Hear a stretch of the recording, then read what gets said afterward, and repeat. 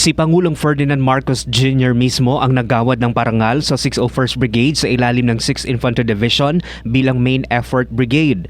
Ang parangal ay tinanggap naman ni 601st Brigade Commander Brigadier General Edgar Catu kasabay ng selebrasyon ng ika-70 anibersaryo ng Armed Forces of the Philippines o AFP.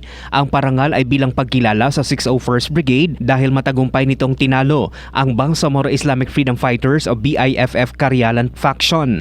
Kung matatandaan, nasawi sa operasyon ng military sa Barangay Kitango sa Dato Saudi Ampatuan sa Maguindanao del Sur noong November 19. Ang leader ng BIFF Carialan Faction na si Muhyiddin Animbang alias Carialan kasama ang 11 miyembro nito. Kasama sa nagawad ng parangal sina Defense Secretary Gibo Teodoro Jr. at AFP Chief of Staff General Romeo Browner Jr. Sinabi naman ni Catu na ang parangal ay alay rin sa bawat kasundaluhan na naging bahagi ng operasyon laban sa BIFF Carialan Faction. Pinuri naman ni 6ID at Joint Task Force Central Commander Major General Jose Vladimir R. Cagara ang mga sundalo sa operasyong nagdulot ng pagkatalo ng BIFF Carialan Faction.